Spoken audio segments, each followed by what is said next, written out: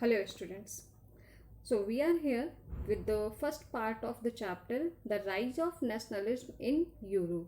Okay, and as I have told you that I have divided the whole video in 5 parts, and here those 5 parts are this: the idea of nationalism, the nationalism in Europe. I have told you that what is the idea of nationalism. So the idea of nationalism is what it brought the uh, idea of nationality, and from where it brought the idea, from the French Revolution only. Okay, then we will look at nationalism in Europe.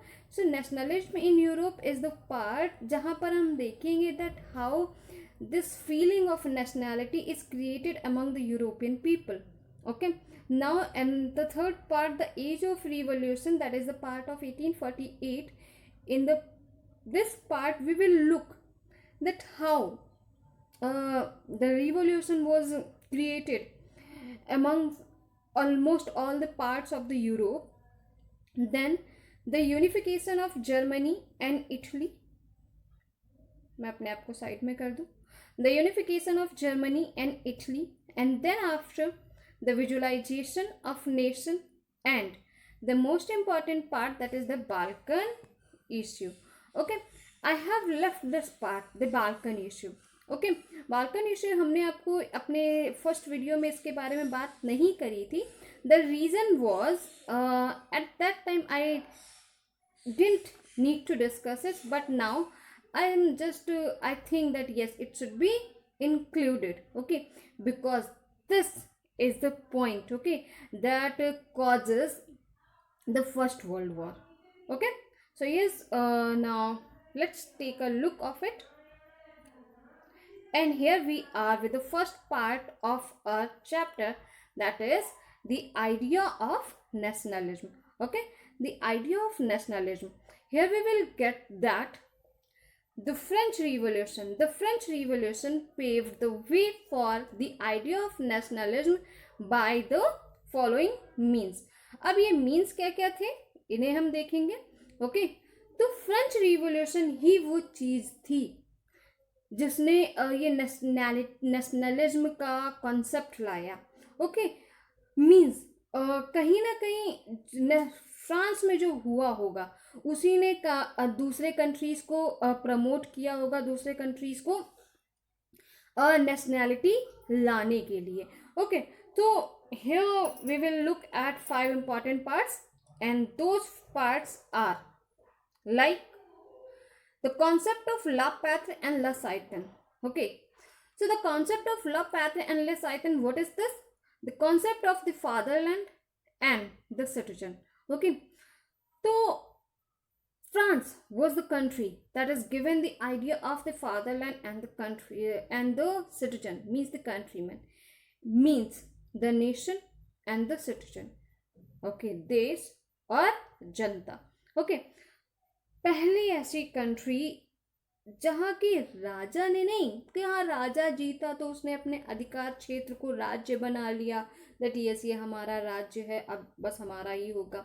No, एक बड़ा reason जहाँ के लोगों ने अपने आप को unity fraternity से जोड़ते हुए, अपने आप को एक साथ जोड़ते हुए, ये जो फादरलैंड और सिटीजनशिप वाले कॉन्सेप्ट को सामने लाया. मीन्स आप ये मुझसे कह सकते हैं यहाँ पर कि भाई राजा जो होता था, राजा भी तो अपने राज्य, जो राजा होता था प्रजा होती थी. ओके, लेकिन वो कौन डिसाइड करता था? वो राजा डिसाइड करता था. यहाँ पर द फर्स्ट टाइम प्रजा डिसाइड कर रहे, means the people. Okay, who were tolerated by the Louis XVI in the French Revolution. Okay, तो उन्होंने ये जो कॉन्सेप्ट था ये डिफाइन किया, वो बिल्कुल परेशान हो गए थे. और ये जो द फादरलैंड की हम, ये हमारी भूमि है. ओके, द सिटीजनशिप, हम यहाँ पे रहते हैं.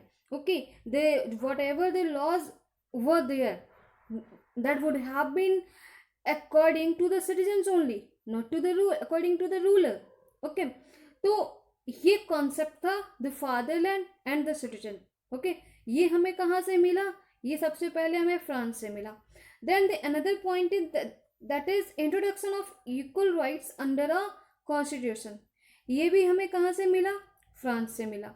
Okay, then the concept of national flag. Again हम फिर से फ्रेंच रिवॉल्यूशन पर जाएंगे। फ्रेंच रिवॉल्यूशन में उन अपने आप को यूनिफाइड दिखाने के लिए उन्होंने क्या किया? उन्हें एक कॉमन सिंबल चाहिए था। और ये कॉमन सिंबल उन्होंने क्या डिसाइड किया था? हालांकि कई सारे कॉमन सिंबल थे, हम एक्स्ट्रा पार्ट्स में उन्हें डील कर रहे होंगे।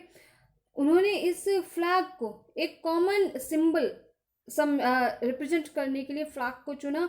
That is the common flag that has tricolour flag, red blue and white, या red white and blue.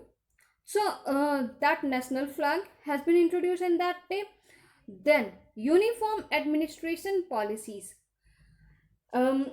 I think in the first video I have told you that the whole things are related with the France only. Okay, so in France the whole population was divided into three classes, and those three classes are clergy, nobles, and the citizens, means the masses. Okay, the working class, poor working class. Okay, three different classes were there. Okay, जैसे हमारे यहाँ राजा होता है और प्रजा होती है, एक हाई क्लास होती है, एक लोएस्ट क्लास होती है। तो यहाँ पर दो लो हाईएस्ट क्लास थी, एक तरह से दो हाई क्लास थी, एक लो क्लास थी। ये दो हाई क्लास कौन थी? एक जिन्हें मैंने बोला नॉबल्स। नॉबल्स कौन? Related to aristocracy, means related to ruling class. जो ये एडमिनिस्ट्रेशन से जुड़े हुए लोग, जो राजा से जुड़े हुए लोग हैं, ठीक है, राजा के सानिध्य में पलने वाले, these nobles people. Okay, then the other class is clergy. Clergy means related to religion, church. Okay, clergy people. ये वो दो लोग थे जिन्हें राजा की तरफ से पूरा सपोर्ट मिलता हुआ था, प्लस जितने भी स्पेशल राइट्स या फिर स्पेशल पावर्स होती थी वो इन दोनों को दी जाती थी जनता में। एंड द मोस्ट इम्पॉर्टेंट, इन दोनों को कोई टैक्सेस नहीं देने पड़ते थे। Okay, now this is the third class, means the poor working class. कोई स्पेशल राइट्स नहीं, कोई पॉलिटिकल राइट्स नहीं, कोई एडमिनिस्ट्रेटिव राइट्स नहीं। साथ ही साथ जितने भी टैक्सेस देने, वो सारे के सारे टैक्सेस इन्हें ही देने पड़ते थे। ओके, ये था वहाँ पे पार्शियल सिस्टम। तो बाद में जब फ्रांस में ये यूनिफॉर्म एडमिनिस्ट्रेशन पॉलिसीज लाई गई, तो उसमें क्या किया? उसमें इन सब चीज़ों को यूनिफाइड किया गया, मतलब कि सिमिलर किया गया, एक जैसा बनाया गया। तो ये कॉन्सेप्ट भी हमें कहाँ से मिला? France only. देन ये सारे इतने बड़े बड़े बदलाव कैसे पॉसिबल हुए एक साथ? तो धीरे धीरे हुआ। But yes, Napoleonic code has played a very significant role in all of this. Okay, तो इस पूरे मैटर में नेपोलियनिक कोड का एक अपना बड़ा कॉन्ट्रीब्यूशन है, जिसे कि हम अपने अगली स्लाइड में देखेंगे। Okay, so this is the Napoleonic code, and what is Napoleonic Code we will discuss here now.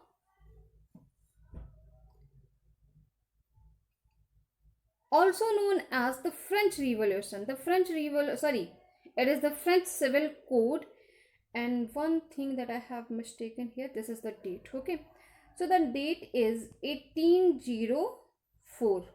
Okay, it is not 1848. The Napoleonic Code has been introduced in 1804 only. Okay, 1815 में तो Napoleon मार दिए गए थे। Fine. So 1804 was the date when this French Civil Code was introduced in France. And what were the impacts of this French Civil Code? So this French Civil Code is also known as Napoleonic Code and French Civil Code in both of the names. Then brought the concept of equality before law. Okay, it brought the concept of equality before the law, means जो equality वाला concept था, means जो ये Nobel, clergy वगैरह वगैरह ख़त्म करने वाला जो क्रेडिट है वो इनको जाता है। हालांकि इससे पहले जब वहाँ पे कॉन्स्टिट्यूशन बना तभी हो गया था, लेकिन हाँ, जब नेपोलियन आया तो उन्होंने काफ़ी हद तक चीज़ें अच्छी करी। अब यहाँ पर मैं आपको बताते चलूँ नेपोलियन क्यों इतना अच्छा। भाई ये भी तो, इसने भी तो कहीं ना कहीं जीता ही था, उसे इन्वेड ही किया था, आक्रमण ही किया था, उसके बाद जीता था। Means he was also monarch, वो भी तो एक रूलर ही था। वो चाहता तो एरिस्टोक्रेसी मीन्स वो टिपिकल रूलर वाला फंडा अपना सकता था ना, टिपिकल रूलर बना रहता, मीन्स अब्सोल्यूट पावर उसके पास थी, वो चाहे जो करता, लेकिन नहीं। बीइंग अ मोनार्क उन्होंने क्या किया, उन्होंने सारे ऐसे कॉन्सेप्ट दिए, सारे ऐसे रूल्स दिए जो कि कहीं ना कहीं आगे चलकर डेमोक्रेसी को प्रमोट करने वाले थे। ओके, मीन्स क्योंकि 1789 में पहली बार फ्रेंच रिवॉल्यूशन हुआ, 1991 में उनका जो भी था एक टेम्पररी कॉन्स्टिट्यूशन बन के तैयार हो चुका था। ओके, 98 की तरफ से इन्होंने इन्वेड कर दिया नेपोलियन ने, 98 99 अप्रॉक्स। तो उसके बाद क्या हो गया, फिर ये नेपोलियन आ जाते हैं। लेकिन इन्होंने जो अपना आइडिया दिया, इन्होंने वो कंप्लीट एरिस्टोक्रेसी नहीं अपनाई, मीन्स अब्सोल्यूट पावर होने के बावजूद इन्होंने जनता का ध्यान रखा। ओके, तो क्या क्या किया इन्होंने, इन्होंने इक्वलिटी बिफोर लॉ मीन्स सभी को इक्वल दिए, इक्वालिटी दिलाई। देन राइट टू प्रॉपर्टी इन्होंने इंट्रोड्यूस करा। Right to property is the right, क्या होता था बच्चों, पहले मीन्स कॉन्स्टिट्यूशन से पहले की बात करें, बिफोर द फ्रेंच रिवॉल्यूशन, जो वर्किंग क्लास थी, जो वर्किंग क्लास होती थी means that third class, okay, उसे एक लिमिट से ज़्यादा प्रॉपर्टी ओन करने के अधिकार नहीं थे। मतलब वो अमीर नहीं बन जाना चाहिए किसी भी कीमत पर। ओके, वो गरीब है, गरीब ही रहेगा। अगर उसने लिमिट से ज़्यादा गलती से कमा भी लिया है तो वो किसको देगा, वो या तो नॉबल पीपल को देगा या फिर क्लर्जीज को, मतलब चर्च में दान कर देगा जाकर, बट वो प्रॉपर्टी ऑन नहीं कर सकता। लेकिन जब नेपोलियन आया तो उन्होंने कहा नहीं भाई, कैपेसिटी के अकॉर्डिंग आप प्रॉपर्टी ऑन कर सकते हैं भाई, जितना आपकी मर्जी आप कमाएं। Okay, then he also abolished feudal system. What is feudal system? feudal lords. Okay, again बहुत ज़्यादा डीप नहीं जाएंगे। feudal lords are the people who were in the support of ruler. राजा के सपोर्ट में रहकर काम करते थे। अब क्योंकि राजा के सपोर्ट में होते थे तो क्या हुआ था, country side means rural area में इनको बहुत सारी जगह दे दी जाती थी जहाँ पर ये अपनी मर्जी के मालिक होते थे। किसानों से बंधुआ मजदूरी कराते थे, मनमाने पैसे देते थे या नहीं देते थे, बट यहाँ कुल मिलाकर इनका अपना दबदबा होता था। This is approx, I am just clearing the picture of feudal system. तो इन्होंने अब जबकि क्योंकि मोनार्कियल सिस्टम नहीं है, नेपोलियन उस मोनार्कियल सिस्टम के अगेंस्ट जा रहे हैं, तो इन्होंने फ्यूडल सिस्टम को भी ख़त्म कर दिया कि हाँ भाई फ्यूडल सिस्टम जैसा कुछ नहीं होगा, फ्यूडल लॉर्ड्स नहीं होंगे। Then what it says that it freed peasants from serfdom and manorial dues. तो किसान, वो जो किसान जो पहले बंधुआ मजदूरी कर रहा था या फिर जिसके ऊपर कोई कर्जे वर्जे थे भी, उन्हें क्या कर दिया जाता, उनके कर्जे माफ़ करा दिए जाते, उनको बंधुआ मजदूरी से मुक्ति दिलाई जाती है। Then standardised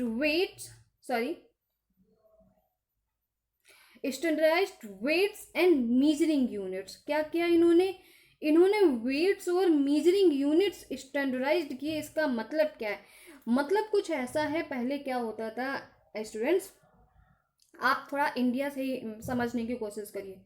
India now it is a nation, but before this, okay, before the independence it was divided in the princely states, okay, means the provinces, इन क्या था, प्रांतों में बटा था। ठीक ऐसे ही फ्रांस भी था, वो प्रांतों में बटा था, मीन्स एंड हमारे यहाँ उसे प्रिंसली स्टेट्स या फिर प्रोविंसेस भी कहते हैं, बट वहाँ पर इसे डचेस या फिर कैंटन्स बोलते थे। ओके, तो कुल मिलाकर ये क्या, प्रांत, ओके, प्रांत ही होते थे। गड़बड़ क्या थी, ये सभी प्रांत अपने अपने आप में डिफरेंट होते थे। हाँ, लैंग्वेज डिफरेंट होना हो सकता है, डांस डिफरेंट होना, सिंगिंग डिफरेंट होना, वगैरह वगैरह डिफरेंट हो सकता है, बट इनकी जो मीजरिंग यूनिट्स होती थी, इनके मीजरिंग यूनिट्स भी डिफरेंट हुआ करते थे। Okay, suppose that Frankfurt, okay, whatever I'm telling the name, this is the name of the duchess and the cantons only. तो अगर मैं बात करूं LA, जैसे हमारे यहाँ आजकल जैसे मीटर में आप मेजर करते हो ना किसी भी चीज को, तब LA हुआ करता था। And LA was valued as अलग अलग जगह पर, जैसे एक LA की यूनिट, जैसे कि 1 meter is equal to 100 centimeter, वहां बच्चों 1 LA is equal to 54.6 centimeter in फैंक्राफ्ट। ओके, तो फैंक्राफ्ट में एक LA जो होता था वो कितना होता था, 54.6। थोड़ा और आगे जाते हैं, दूसरे कॉन्टेंट्स में देखेंगे तो मेंस में ये हो जाता है 55.1 सेंटीमीटर, नरमबर्ग में ये हो जाता है 65.6 सेंटीमीटर, फ्रिंगबर्ग में ये हो जाता है अप्रोक्स 53.5 सेंटीमीटर।